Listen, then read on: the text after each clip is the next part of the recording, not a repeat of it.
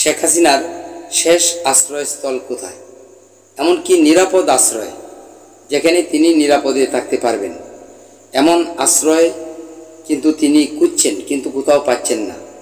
কিছুদিন পূর্বে বাইডেন যুক্তরাষ্ট্রের পক্ষ থেকে বলেছেন, জিজ্ঞেস করেছেন ওই মোদিকে যে তিনি এখন কিভাবে আছেন, কোন ব্যবস্থায় আছেন ভারতে। তখন মোদি বলেছে যে কিছুদিনের ভিতরেই তিনি মধ্যপ্রাচ্যের কোনো দেশে চলে যাবেন। তার মানে মোদি ভয় পেয়েছেন, মোদি বুঝতে পেরেছেন যে এই সুরটা যে কেমন, সুতরাং তিনি এ জবাব দিয়েছেন। কিন্তু তিনি কি আসলেই মধ্যপ্রাচ্যে যাবেন নাকি বাংলাদেশের গোপালগঞ্জে আসবেন নিরাপদ আশ্রয়ের জন্য? এছাড়া তো আর কোনো জায়গা নেই। হয়তো গোপালগঞ্জে যেহেতু তার স্থানীয় এলাকা, সেখানে একটু জনমত আছে, তাদের কাছে প্রাণ ভিক্ষাছে, যদি আশ্রয় নিয়ে আন্দোলনের মাধ্যমে তাকে নিরাপদে রাখতে চায়, এমনটিও তো বোধ করতে পারেন। আপনারা জানেন, অতি সম্প্রতি জয় বলেছিলেন যে তিনি এখন বাড়িতে যাবেন, অর্থাৎ তিনি কি দেশের বাড়ি গোপালগঞ্জে আসবেন, তিনি বাড়িতে যেতে চান। এই কথাটির তাৎপর্য এটাই আসে যে তিনি বিশ্বের আর অন্য কোনো দেশে যাবেন না, তিনি হয়তো বাংলাদেশের গোপালগঞ্জে আসবেন। বিশ্বের যে কোনো রাষ্ট্র বলেন না কেন, সকল রাষ্ট্রই এই ফেসিবাদকে দূর দূর করিতেছে, এমনকি কেউ প্রশ্রয় দিচ্ছে না। এখানে তিনি কোথায় যাবেন এই গোপালগঞ্জ ছাড়া? এমন একটি প্রশ্ন জনমনে দোলা দেয়।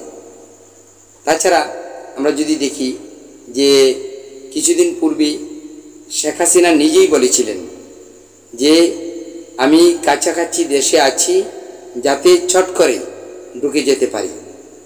এই কথাটির যে তাৎপর্য ব্যাখ্যা, সেটাও কিন্তু এটাই বোঝায় যে তিনি শেষ ঠিকানা হলো গোপালগঞ্জ।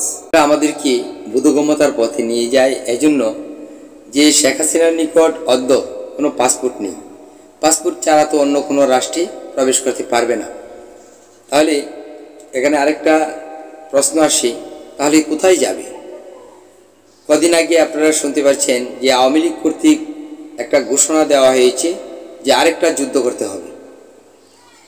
এই যে যুদ্ধটা করতে হবে বলেছে, এভাবে কিন্তু সত্যি তৃণমূল থেকে ধরে নগর মহানগর রাজধানী পর্যন্ত তারা গোপনে সক্রিয় হচ্ছে।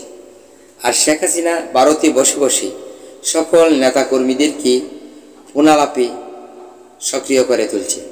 অর্থাৎ তিনি শেষ স্থান হলো এই বাংলাদেশের গোপালগঞ্জ।